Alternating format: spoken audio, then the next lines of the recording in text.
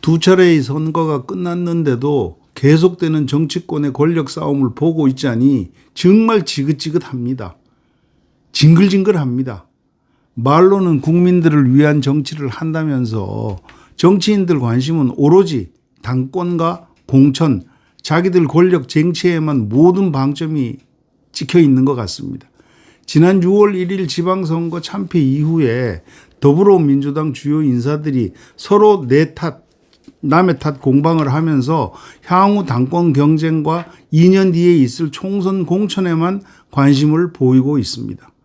선거 참패에 대한 냉정한 분석을 하고 하루빨리 전열을 가다듬어서 계파에 관계없이 향후 대책을 마련하는 모습을 보여주어야 하는데도 친문파와 친명파로 갈려가지고 주말 내내 집안 싸움에 열중하고 그러다 보니까 이번 주에 구성하기로 한 새 비상대책위원회 구성의 논의부터가 쉽지 않을 거라는 전망이 나오고 있습니다.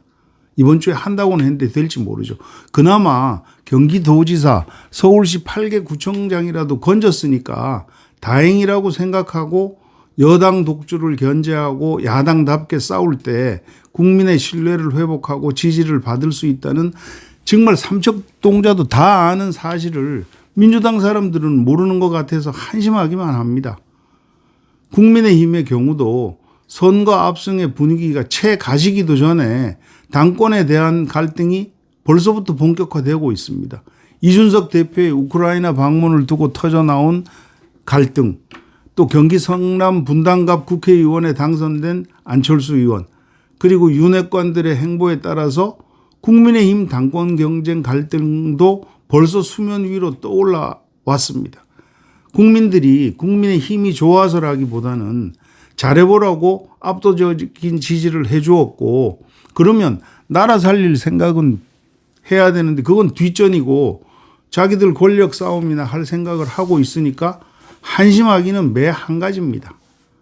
근데 제가 속해 있는 한 단체의 장이 임기가 만료되어서 후임 단체의 장을 선출해야 하는데 그 후임 회장의 선출을 두고서도 현 회장이 자신이 선호하는 자신이 추천하는 후보에게 회장 자리를 물려주기 위해서 온갖 행위를 일삼는 것을 이렇게 보면서 야, 정치권보다 더하면 더했지 덜하지는 않다는 생각이 들었습니다.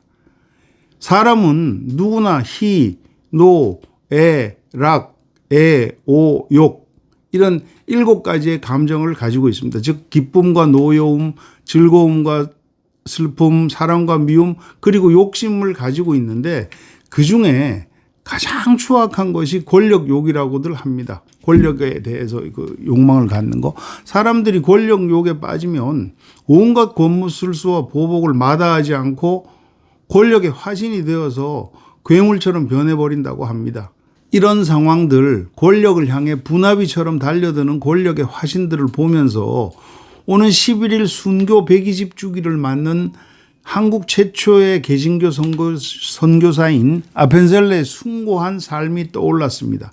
조용한 아침의 나라 조선에 1885년에 들어와서 신교육의 효시인 배제학당과 한국 최초 감리교회인 정동제일교회를 설립해서 인재양성과 복음에 힘쓰다가 1902년 성경번역회의차 목포로 가던 중에 서천 어청도 앞바다에서 선박 충돌 사고로 숨진 44세의 그 당시 이 아펜셀라 목사는 당시 1등석에 타고 있어서 탈출이 가능했지만 동행한 배제학당 한문 교사와 정신여학교 여학생을 구하려고 물에 이렇게 이제 하다가 결국 빠져나오지를 못하고 순교했습니다.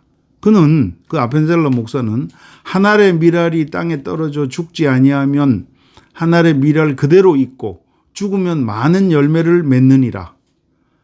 사람이 친구를 위하여 자기 목숨을 버리면 이보다 더 큰 사랑이 없나니 크고자 하거든 남을 섬겨라.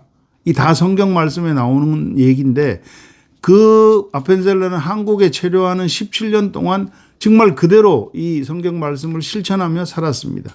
그의 미국 고향인 펜실베니아주의 서더턴이라는 마을인데 서더턴이나 그가 졸업한 드류 신학대학 또 선교사로 활동하던 미국 현지 교회에 가서 아펜셀라를 아느냐고 물으면 아무도 모른다고 합니다.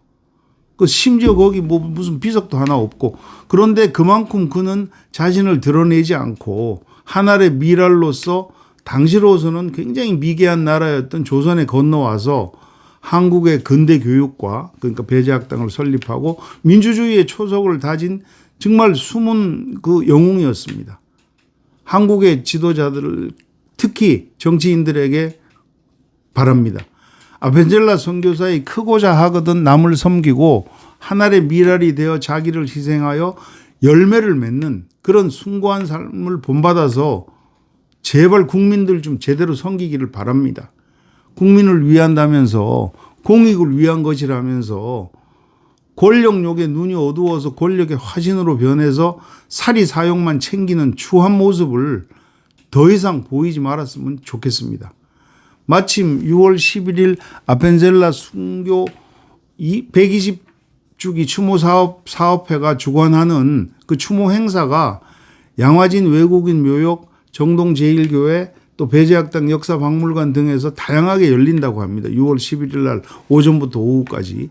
이 행사에 정부 고위 관계자, 여야 정치 지도자, 사회 지도층 인사들이 참석해서 그 아펜셀라 선교사의 숭고한 삶을 가슴 깊이 한번 새겼으면 좋겠습니다.